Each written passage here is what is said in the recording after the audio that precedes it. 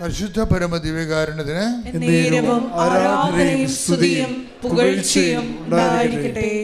എൻ്റെ പ്രിയപ്പെട്ടവരെ, ഈ സന്തുഷ്ടി എന്ന് പറയുന്ന കൃപയുടെ ഇഫക്ട്സ് നമുക്ക് അവകാശമാക്കാൻ വേണ്ടിയുള്ള എളുപ്പ വഴി എന്താണെന്നറിയാമോ? അതിന് നിങ്ങൾ ഉടമ്പടി എടുത്തു കഴിയുമ്പോൾ ഇത് കർത്താവുമായിട്ട് അതിൻ്റെ കല്യാണം കഴിച്ച പോലുള്ള ബന്ധമാണ്, അല്ലെങ്കിൽ കർത്താവുമായിട്ട് ഈ ഭൂമിയിൽ ഏറ്റവും സാധ്യമായ ഒരു റിലേഷനിലേക്ക് വരികയാണ്. നിങ്ങൾ എന്തിനാണ് ഉടമ്പടി എടുക്കുന്നത്? അപ്പോൾ ഫസ്റ്റ് പ്രയോറിറ്റി എന്തിനാണ്? ദൈവത്തെ സ്നേഹിക്കാൻ, സ്നേഹത്തിൽ വളരാൻ. സിമ്പിളല്ലേ? അല്ല ജോലി കിട്ടാനാണ്, വീട് വെക്കാനാണ്, ഭർത്താവിൻ്റെ കുടിമാറാണെന്ന്. You should not talk. This is not our subject. അത് നമ്മുടെ സബ്ജക്റ്റേ അല്ല. അത് ആരുടെ സബ്ജക്റ്റാണത്? കർത്താവിൻ്റെ സബ്ജക്റ്റാണ്. നിങ്ങൾ ഉടമ്പടി വെച്ച വിഷയങ്ങൾ ഇനി നമ്മുടെ സബ്ജക്റ്റ് അല്ല. ആരുടെ സബ്ജക്റ്റാണത്? കർത്താവിൻ്റെ സബ്ജക്റ്റാണ്. എൻ്റെ മക്കൾക്ക് ജോലി കിട്ടണത്, നിൻ്റെ മകൻ ജയിലിലാണെങ്കിൽ അവനെ ഇറക്കി കൊണ്ടുപോകണമല്ല നമ്മുടെ സബ്ജക്റ്റ് അല്ല. ഇനി ഉടമ്പടി ആയിക്കഴിഞ്ഞാൽ അത് ഫുൾ ആൻഡ് ഫുൾ കർത്താവിൻ്റെ സബ്ജക്റ്റാണ്. നിങ്ങൾ അതിനെക്കുറിച്ച് വേവലാതെ ഇത് ഇവിടെ എഴുതിയിട്ടും തലയിൽ അത് ചുവന്നു നടക്കരുത്. മറിച്ച് നമ്മുടെ സബ്ജക്റ്റ് എന്താണ്, എന്തിനാണ് ഉടമ്പടി ചെയ്യുന്നത് പറയുമ്പോൾ നിങ്ങൾ പറയും അത് ജോലിയില്ലല്ലോ അതുകൊണ്ടാണ് ഉടമ്പടി ചെയ്തത്. അങ്ങനെ പറയരുത്. നിങ്ങളുടെ നാട്ടിൽ നിങ്ങളോട് ചോദിക്കുകയെ എന്തിനാണ് ഉടമ്പടി ചെയ്തത്? അല്ലേ പുള്ളിക്കാരൻ വെള്ളത്തിൽ ഇപ്പം കുളിക്കല്ലേ, ജീവിതം പൊറുതി പൊട്ടിയിട്ടാണ് ഉടമ്പടി ചെയ്യുക. അങ്ങനെ പറയരുത്.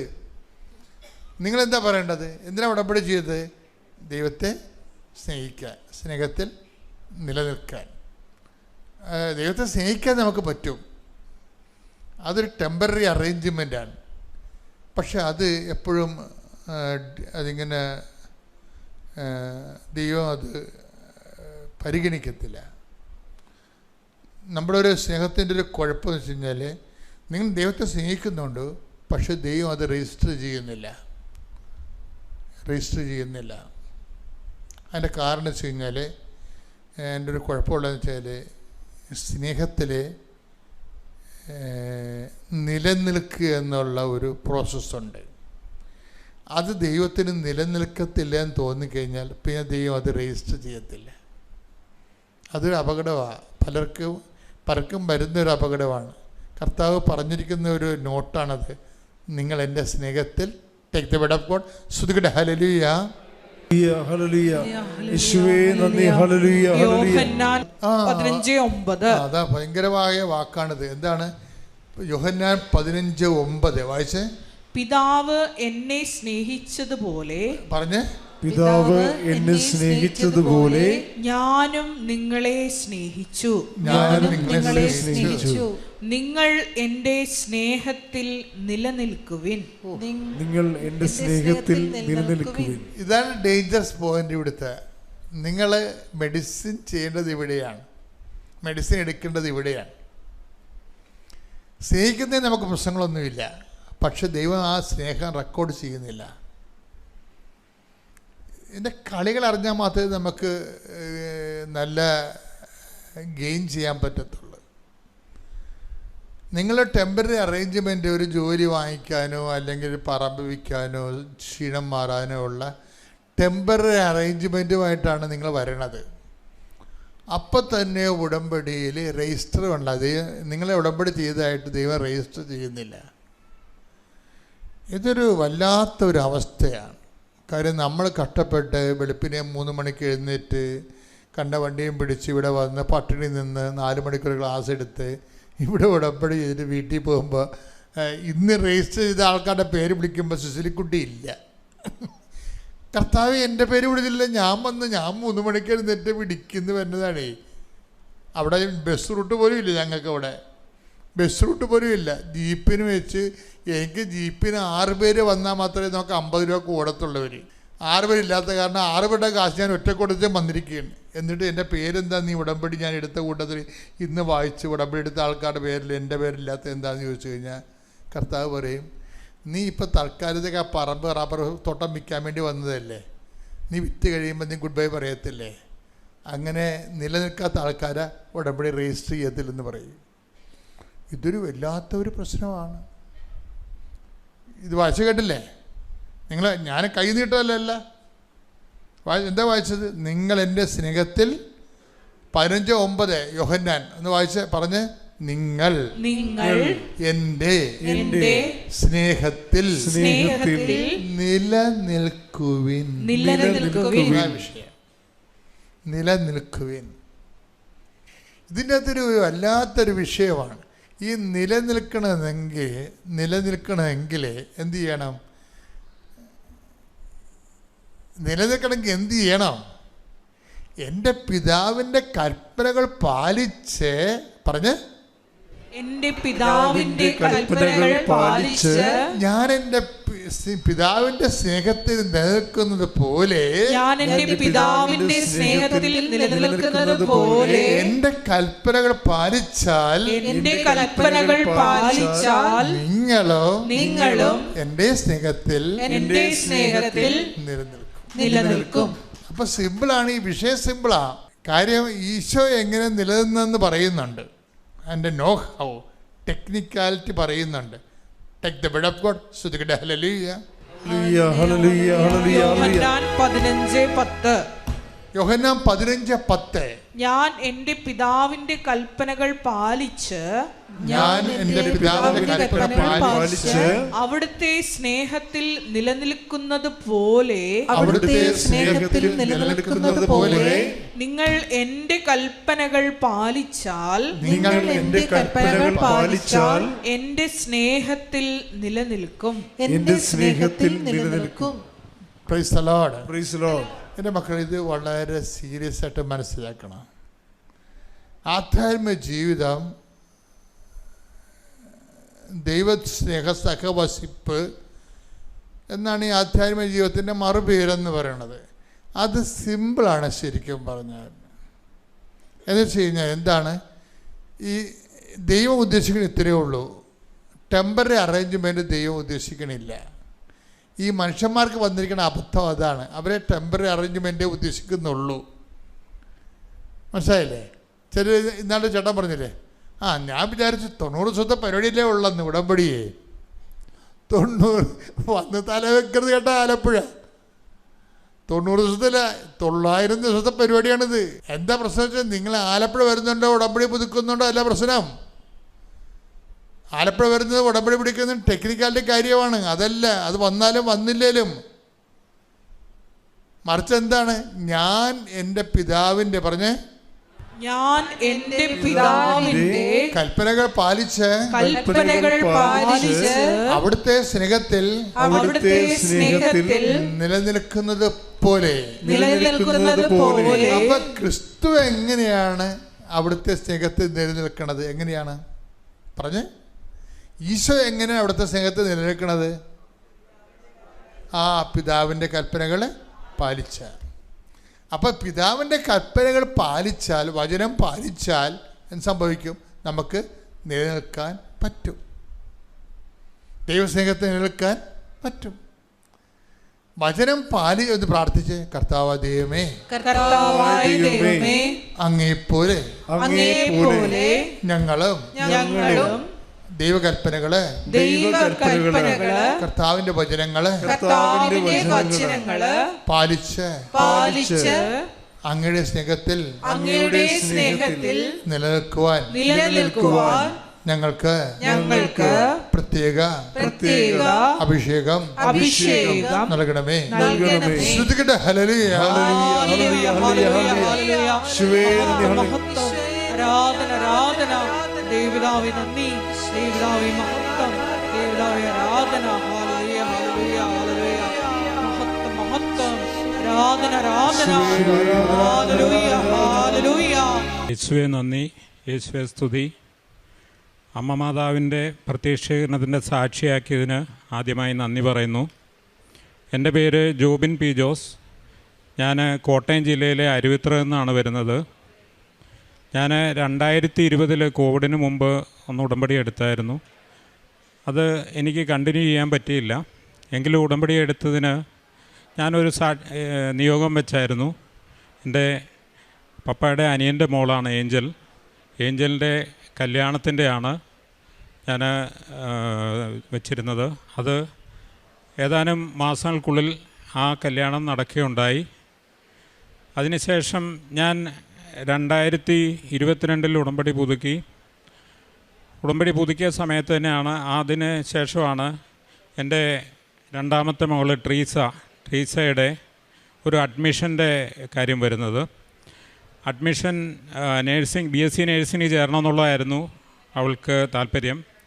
ഞങ്ങൾ BSc നേഴ്സിങ്ങിന് ജനറൽ സീറ്റിലും അതുപോലെ തന്നെ മാനേജ്മെൻറ്റിലും എല്ലാം ഞങ്ങൾ ആപ്ലിക്കേഷൻ എല്ലായിടത്തും കൊടുത്തു, കേരളത്തിൽ മൊത്തം കൊടുത്തു.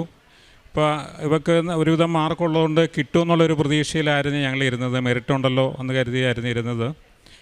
പക്ഷേ ഓരോ അലോട്ട്മെൻറ്റ് വരുമ്പോഴും ഞങ്ങൾ നോക്കി, ഒരു അലോട്ട്മെൻറ്റിലും ഇല്ല. അവസാനം 4 അലോട്ട്മെൻറ്റ് കഴിഞ്ഞു, അലോട്ട്മെൻ്റ് എല്ലാം തീർന്നു എന്നുള്ളത് വന്നു. ഞങ്ങൾ വേറെ ഒന്നും ട്രൈ ചെയ്തിട്ടില്ല. അപ്പോൾ കേരളത്തിന് വെളിയിലോ ഒന്നും നോക്കിയിട്ടുമില്ല. അപ്പോൾ ആകെ ബുദ്ധിമുട്ടായി. ഏതായാലും ആ വർഷം കിട്ടുകയില്ല എന്ന് തന്നെ ഞങ്ങൾ കരുതി. പുറത്തോട്ട് നോക്കാനുള്ള സമയം കഴിഞ്ഞു. പുറത്ത് ചേരുന്ന പിള്ളേരും പോയി ചേർന്നു. എല്ലാ കോളേജിലും ക്ലാസ് തുടങ്ങിയിട്ട് 1 മാസത്തോളമായി. അപ്പോൾ അങ്ങനെ ഇരിക്കുമ്പം ഒരു ദിവസം ഒരു 11 മണിയായപ്പോൾ മോളുടെ മൊബൈലിലൊരു മെസ്സേജ് വരികയാണ്, നാളെ ഒരു സ്പോട്ട് അഡ്മിഷനുണ്ട്. സത്യത്തിൽ ഇവൾ അങ്ങനെ മെസ്സേജ് നോക്കുന്നതേ അല്ല. 11 മണിയായപ്പോൾ വെറുതെ ഇങ്ങനെ നോക്കുന്നു. അന്നപ്പോൾ കാണുന്നു ഇവൾ വേറൊരു കോഴ്സിന് അപ്പോൾ യൂണിവേഴ്സിറ്റി ചേർന്നായിരുന്നു. വേറൊരു കോഴ്സിന് ചേർന്നുകൊണ്ട് സർട്ടിഫിക്കറ്റ് എല്ലാം യൂണിവേഴ്സിറ്റിയിലായി പോവുകയും ചെയ്തു. ഉടനെ ഞാൻ കോളേജിൽ പോയി കോണ്ടാക്ട് സർട്ടിഫിക്കറ്റ് വാങ്ങിക്കണം. അതെല്ലാം വാങ്ങിച്ച് ഞാൻ യൂണിവേഴ്സിറ്റിയിൽ എത്തിയപ്പോഴത്തേക്കും പിറ്റേ ദിവസം രാവിലെ 10 മണിക്ക് എനിക്ക് അവിടെ എറണാകുളത്ത് റിപ്പോർട്ട് ചെയ്യണം. അപ്പോൾ യൂണിവേഴ്സിറ്റിയിൽ എത്തിയപ്പോഴത്തേക്കും ഏകദേശം 4:45. അപ്പോൾ എല്ലാവരും പോകാൻ നിൽക്കുകയാണ്. 4:45 5 മണിയായപ്പോൾ ഞങ്ങൾക്ക് ആ സർട്ടിഫിക്കറ്റ് എല്ലാം കൂടെ യൂണിവേഴ്സിറ്റിയിൽ നിന്ന് ഞങ്ങൾക്ക് തിരിച്ചു തന്നു. സാധാരണ അങ്ങനെ പെട്ടെന്ന് കിട്ടുന്നതല്ല. മാതാവിൻ്റെ അനുഗ്രഹം കൊണ്ടാണത്. സർട്ടിഫിക്കറ്റൊക്കെ ഒരു തടസ്സവും ഇല്ലാതെ എല്ലാ കാര്യങ്ങളും കൃത്യമായിട്ട് കിട്ടി. ഞങ്ങൾക്ക് പിറ്റേ ദിവസം രാവിലെ പോയി 10 മണിക്ക് സ്പോട്ട് അഡ്മിഷന് ഞങ്ങൾക്ക് പങ്കെടുക്കാൻ പറ്റി. അവിടെ ചെന്നപ്പോഴും മാതാവ് ഞങ്ങളെ അനുഗ്രഹിച്ചു. ഒരു 100ഓളം പേര്, 100-ന് മേലെ ആൾക്കാർ സ്പോട്ട് അഡ്മിഷനുണ്ട്. ഞങ്ങൾ ചെന്ന് കഴിഞ്ഞപ്പം ഞങ്ങൾ ഫസ്റ്റ് ചോയ്സ് വെച്ചിരുന്ന ഒരു പ്രശസ്തമായ ഒരു കോളേജുണ്ട്. ആ കോളേജിൻ്റെ ഒരു സീറ്റ് കാണിക്കുന്നുണ്ട്. അപ്പോൾ ഇത്രയും ആൾക്കാരുണ്ട്, ഞങ്ങൾക്ക് കിട്ടുകയില്ലെന്ന് തന്നെ ഞങ്ങൾ കരുതി. ഓരോ കോളേജായിട്ട് വിളിച്ചു വരിക, ഓരോ റാങ്കായിട്ട് വിളിച്ച് വന്നു കഴിഞ്ഞപ്പം അവസാനം ഈ കോളേജിൻ്റെ സീറ്റ് മാത്രം ആരും ഓപ്റ്റ് ചെയ്യുന്നില്ല. ഒരു 10-12ഓളം പേരെ വിളിച്ചു. ഈ 12 പേര് വിളിച്ചതെല്ലാം വേറെ കോളേജുകളാണ് അവർ ഓപ്റ്റ് ചെയ്യുന്നത്. ഞങ്ങളെ വിളിച്ചു കഴിഞ്ഞപ്പോഴത്തേക്കും ഞങ്ങൾ നേരെ ചെന്നു. ഈ കോളേജിൻ്റെ സീറ്റ് പറഞ്ഞു. അവിടെ ഒരു കുട്ടി അഡ്മിഷൻ കഴിഞ്ഞതിന് ശേഷം മാറിപ്പോയതുകൊണ്ടാണ് ഞങ്ങൾക്ക് അങ്ങനെ ഒരു സീറ്റ് വന്നത്. അത് മാതാവ് ഞങ്ങൾക്കായിട്ട് മാറ്റിയിട്ട സീറ്റാണ്. മാതാവ് കൃത്യം ആ സീറ്റ് തന്നു. അവിടെ സ്പോട്ടിൽ നിന്ന് തന്നെ ഞങ്ങൾക്ക് അഡ്മിഷൻ എടുത്തു. ഒറ്റ സീറ്റേ ഉള്ളായിരുന്നു. ഞങ്ങൾ ഏത് കോളേജിൻ്റെ ആണോ ഫസ്റ്റ് ചോയ്സ് വെച്ചത് അവിടെ തന്നെ മാതാവ് ഞങ്ങൾക്ക് ഏറ്റവും അവസാനത്തെ ചാൻസാണ് അവിടെ മാതാവ് അഡ്മിഷൻ തന്നു. അപ്പോൾ അത് കഴിഞ്ഞതിന് ശേഷം ഞങ്ങളിവിടെ വന്ന് സാക്ഷ്യം പറയാൻ, ഞങ്ങളിവിടെ വന്ന് നന്ദി പറഞ്ഞായിരുന്നു. പക്ഷെ സാക്ഷ്യം പറയാൻ പറ്റിയില്ല. മാതാവിനോട് ക്ഷമ ചോദിക്കുന്നു. അത് കഴിഞ്ഞതിന് ശേഷം ഇങ്ങനെ ഞാൻ പ്രാർത്ഥനയൊക്കെ ഞങ്ങൾ മുന്നോട്ട് പോകുന്നുണ്ട്. ഉടമ്പടി ഒരിച്ചിരി മുടങ്ങി അങ്ങനെ വന്നു കഴിഞ്ഞപ്പോൾ ഇപ്പോൾ അച്ഛൻ രാവിലെ പറഞ്ഞ പോലെ നമ്മുടെ ജീവിതത്തിൽ ഒരു മരുഭൂമി അനുഭവം ഉണ്ടാകുമെന്ന് അച്ഛൻ രാവിലത്തെ പ്രസംഗത്തിൽ പറഞ്ഞു. അതുപോലെ ഒരു അനുഭവം എൻ്റെ ജീവിതത്തിലുണ്ടായി. ഈ കഴിഞ്ഞ ഒരു 2 മാസം മുമ്പ് എനിക്ക് പെട്ടെന്ന് എൻ്റെ ഈ കാലിൻ്റെ തുടയിൽ ഒരു ചെറിയ കുരു പോലെ വരിക. അത് വന്നു, അതിങ്ങനെ വലുതായതിന് ശേഷം അതിങ്ങനെ വീർത്തിങ്ങനെ കുമള വന്ന് പൊട്ടുകയാണ്. അത് പൊട്ടി വലിയ കാര്യമാക്കിയില്ല. അതിനുശേഷം ഒരു 2-3 ദിവസം കഴിഞ്ഞപ്പം ഓപ്പോസിറ്റ് കാലിൽ അതുപോലെ തന്നെ ആ സ്ഥലത്ത് തന്നെ അതും പൊട്ടുന്നു. അതിങ്ങനെ മാറി വരുന്നു. ഒരു 3 ദിവസം 4 ദിവസം കൂടുമ്പോൾ ഇതിങ്ങനെ മാറി വരുന്നു. നമുക്ക് വലിയൊരു അസ്വസ്ഥതയാണ്. നമുക്ക് നടക്കാൻ പറ്റുന്നില്ല, ഡ്രസ്സൊന്നും ഇടാൻ പറ്റുന്നില്ല, ആകെ ബുദ്ധിമുട്ട്, ഭയങ്കര വേദനയും. അപ്പം ഞാൻ ഒരു ഡോക്ടറെ കാണിച്ചു. അവർ കുറേ ആൻറ്റിബയോട്ടിക്കൊക്കെ തന്നു. അതുകൊണ്ട് മാറ്റം വന്നില്ല. അങ്ങനെ 2, 3, 4 ഡോക്ടർമാരെ കാണിച്ചു. പ്രശസ്തമായ ഹോസ്പിറ്റലൊക്കെ കാണിച്ചു. എന്നിട്ടും മാറ്റം വരുന്നില്ല. ശരിക്കും 2 മാസമായതേ ഉള്ളൂ. എന്നാലും എൻ്റെ അസ്വസ്ഥത കാരണം എനിക്ക് ഇരിക്കാൻ പറ്റുന്നില്ല, നടക്കാൻ പറ്റുന്നില്ല, ആരോടും ഒന്നും പറയാൻ പറ്റുന്നില്ല. അങ്ങനെ വന്നു കഴിഞ്ഞപ്പോൾ മെഡിക്കൽ കോളേജിലേക്ക് പോയി. മെഡിക്കൽ കോളേജിൽ സ്കിന്നിൻ്റെ സെക്ഷനിൽ ചെന്ന് കാണിച്ച് അവർ നോക്കിക്കഴിഞ്ഞപ്പോൾ അവരൊരു ടെസ്റ്റൊക്കെ ചെയ്തു. അവർക്ക് അത് നോക്കിയിട്ട് അതിന് കുഴപ്പമൊന്നുമില്ല. അവരപ്പോൾ എന്നോട് പറഞ്ഞ അടുത്ത് ബയോപ്സിയാണ്, ബയോപ്സി ചെയ്യണമെന്ന് പറഞ്ഞു. അടുത്ത ദിവസം ഇന്ന ദിവസം വന്നോളാൻ പറഞ്ഞു. അപ്പോൾ ഞാൻ ഇച്ചിരി ബുദ്ധിമുട്ടായി. എന്നാലും ഞാൻ വീട്ടിൽ പോയി. പിറ്റേ ദിവസം രാവിലെ ഞാൻ ഇങ്ങോട്ടാണ് വരുന്നത്. ബയോപ്സിക്ക് പോകുന്നതിന് പകരം ഞാൻ ഇങ്ങോട്ട് വന്നു. ഇവിടെ വന്ന് ഉടമ്പടി പുതുക്കിയപ്പോൾ സത്യം പറഞ്ഞു കഴിഞ്ഞാൽ അതിനു മുമ്പ് 2 തവണ പുതുക്കിയതിനേക്കാളും എനിക്ക് ഈ ഉടമ്പടി ക്ലാസ്സും അതുപോലെയുള്ള കാര്യങ്ങളൊക്കെ എൻ്റെ ഹൃദയത്തിൽ കൊള്ളുന്ന പോലെ എനിക്ക് തോന്നി. നമുക്ക് കൃത്യമായിട്ട് ഇവിടെ കയറി ഉടമ്പടി പുതുക്കുന്നു, ദൈവത്തിൻ്റെ മുന്നിൽ ഉടമ്പടി പുതുക്കുന്നു എന്നൊക്കെ പറഞ്ഞത് ശരിക്കും എനിക്ക് എൻ്റെ ഉള്ളിലത് കൊണ്ടു. അതുപോലെ ഉടമ്പടി പുതുക്കി. അതുപോലെ എനിക്ക് വലിയൊരു അനുഗ്രഹം ഉണ്ടായി. അത് കഴിഞ്ഞപ്പം ഞാൻ അവിടെ ക്യൂവിൽ നിന്നു അച്ഛനെ കാണാൻ വേണ്ടിയിട്ട് എനിക്ക് ആദ്യം തന്നെ അച്ഛനെ കാണാൻ പറ്റി. അച്ഛൻ എൻ്റെ കയ്യിൽ തലയിൽ കൈവച്ച് പ്രാർത്ഥിച്ചു. അതുപോലെ തന്നെ അച്ഛന് സൈത്ത് പൂശുവാൻ തന്നു, അതുപോലെ കാശുരൂപം തന്നു. അപ്പോൾ എനിക്ക് വലിയൊരു കോൺഫിഡൻസ് ഉണ്ടായി. എനിക്ക് വേറൊന്നും പ്രശ്നമൊന്നും ഉണ്ടാവില്ല, അച്ഛൻ പ്രാർത്ഥിച്ചതല്ലേ, കുഴപ്പമൊന്നുമില്ല എന്ന് കരുതി ഞാൻ വളരെ വിശ്വാസത്തോടെ തന്നെ വീട്ടിലേക്ക് പോയി. ഞാൻ തൈലം പുരട്ടാൻ തുടങ്ങി. അതിനുശേഷം അത്ഭുതം എന്ന് പറയട്ടെ, ആ സ്വിച്ച് ഇട്ട പോലെ എനിക്ക് ആ പ്രശ്നം മാറി. അതിനുശേഷം ഒരു പ്രശ്നം ഉണ്ടായിട്ടില്ല ഇതേവരെ. ഇന്നിപ്പോൾ ഒരു 12 ദിവസത്തോളമായി. അല്ലെങ്കിൽ എനിക്കൊരു 2 ദിവസം കൂടുമ്പോൾ ഇങ്ങനെ വരിക പോവുക, അതായിരുന്നു എനിക്ക് വലിയ ബുദ്ധിമുട്ടായിരുന്നു. ഞാൻ മെഡിക്കൽ കോളേജിൽ 2ാമത് പോയി. ഒരാഴ്ച കഴിഞ്ഞപ്പോൾ കൊണ്ടുപോയി കാണിച്ചു. അവർ പറഞ്ഞു കുഴപ്പമൊന്നുമില്ല, ഇനി വേറെ ടെസ്റ്റുകളൊന്നും ചെയ്യേണ്ട, ഇപ്പോൾ പൂർണ്ണമായിട്ട് സൗഖ്യമായിട്ടുണ്ട്, ഇപ്പം നിലവിൽ പ്രശ്നമൊന്നുമില്ല എന്ന് പറഞ്ഞു.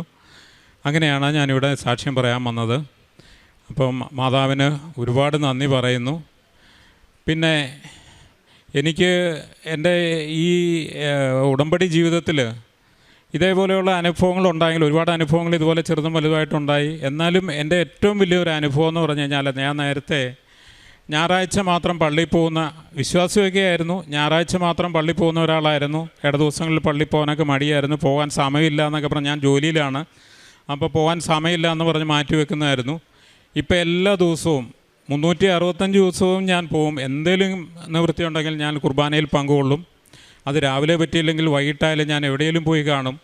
അതുപോലെ കുമ്പസാരിക്കുന്ന, ഈ പറഞ്ഞ പോലെ തന്നെ ഒരു 2 ആഴ്ച അല്ലെങ്കിൽ 3 ആഴ്ച കൂടുമ്പോൾ കുമ്പസാരിക്കുന്നുണ്ട്. എല്ലാ ദിവസവും പറ്റുന്ന ദിവസങ്ങളെല്ലാം കുർബാന കൈക്കൊള്ളുന്നുണ്ട്. കുർബാന കൈക്കൊള്ളാതെയോ അന്ന് കുർബാനയിൽ പങ്കെടുക്കാതെയോ ഇരുന്നാൽ എനിക്ക് എന്തോ ഒരു ബുദ്ധിമുട്ട് പോലെയാണ്.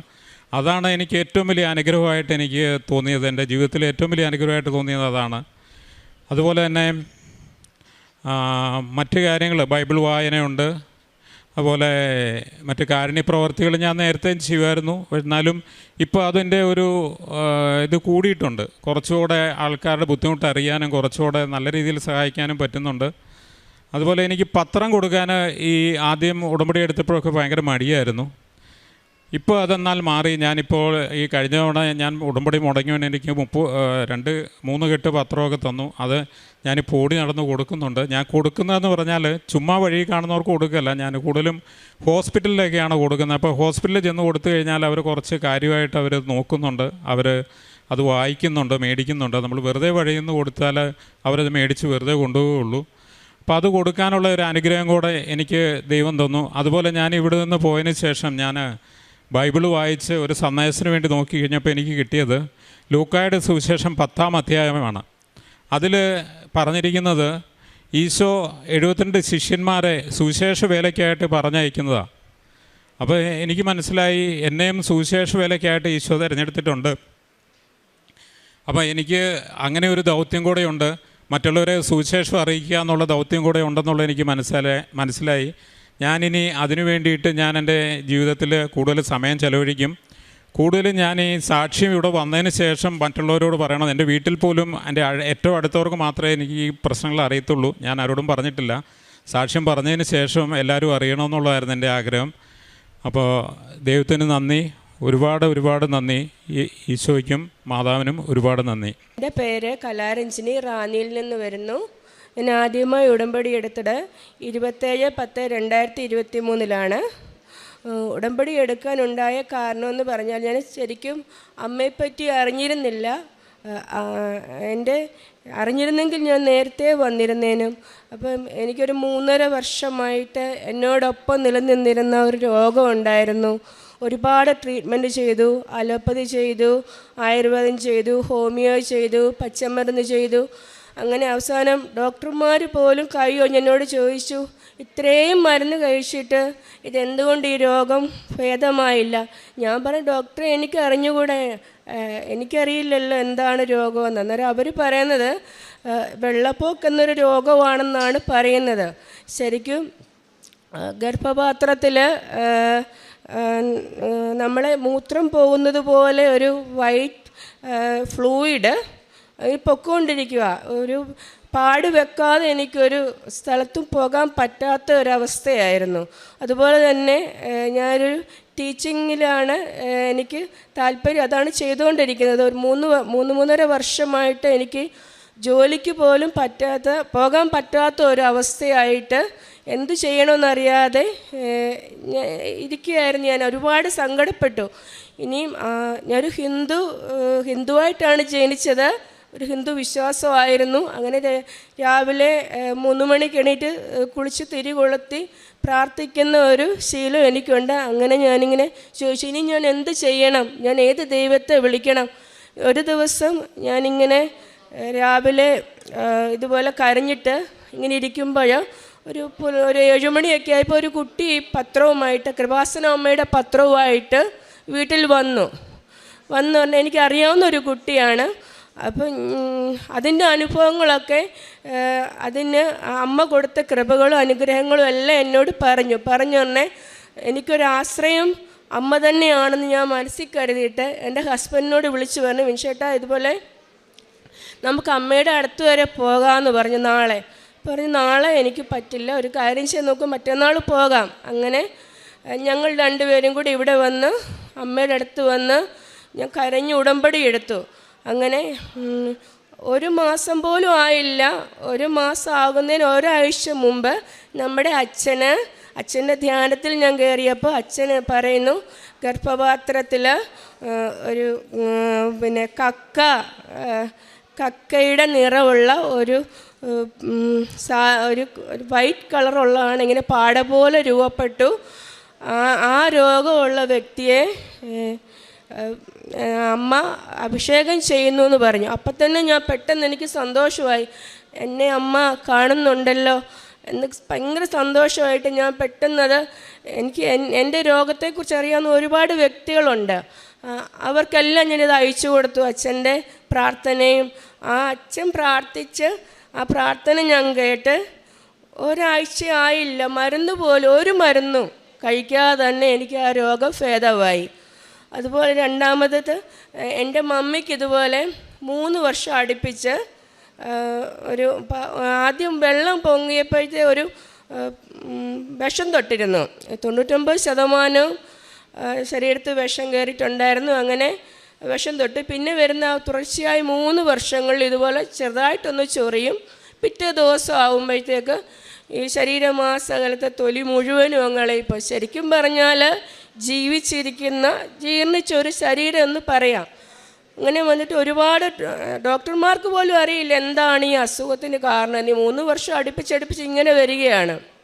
അങ്ങനെ വന്ന് പിന്നെ കുറേ നാൾ ട്രീറ്റ്മെൻറ്റ് ചെയ്യുമ്പോഴാണ് ഈ രോഗം മാറുന്നത്.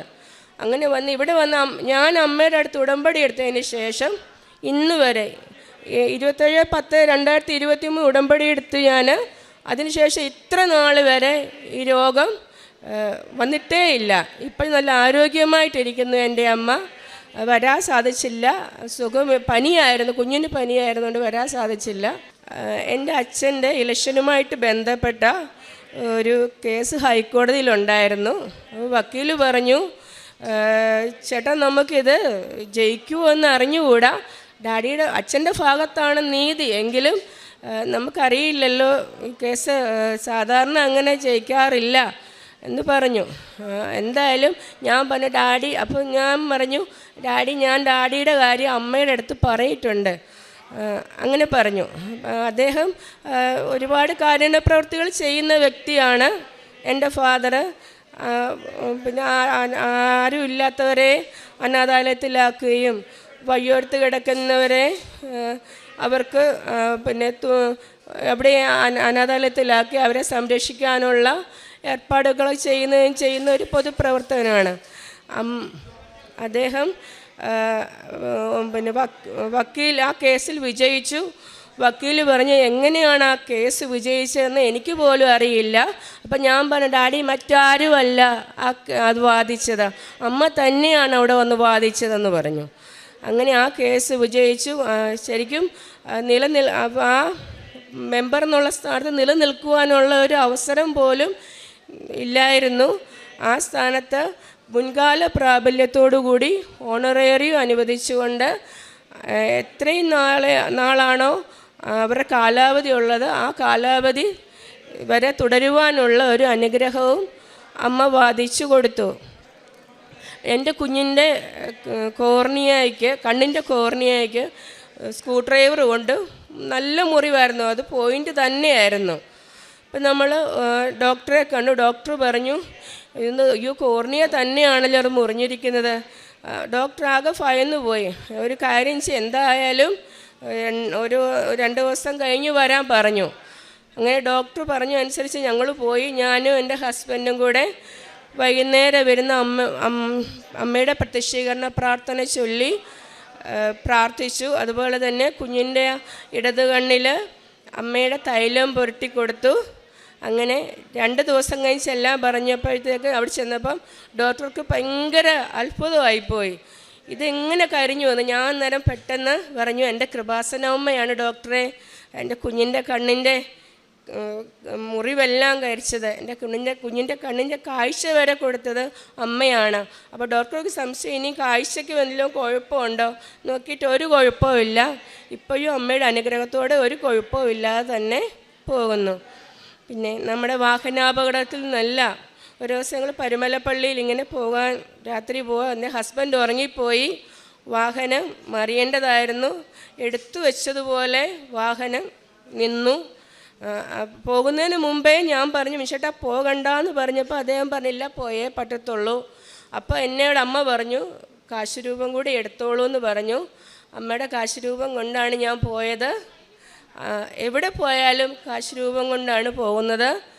അതിൻ്റെ അനുഗ്രഹവും അമ്മ എപ്പോഴും തരുന്നുണ്ട്.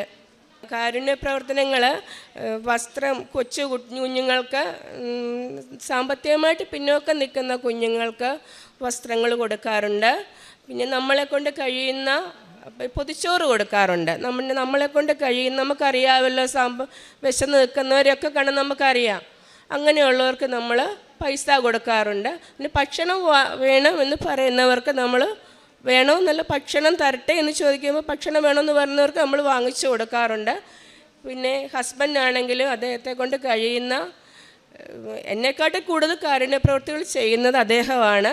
കാര്യം എൻ്റെ കയ്യിൽ എപ്പോഴും പൈസ കാണണമെന്നില്ല, അദ്ദേഹം ചെയ്യുന്നുണ്ട്. പത്രം കൊടുക്കും, കൃപാസന പത്രം കൊടുക്കാറുണ്ട്. ബൈബിൾ വായിക്കുമെന്നും പ്രാർത്ഥന ചൊല്ലുന്നുണ്ട്, ജപമാല ചൊല്ലാറുണ്ട്.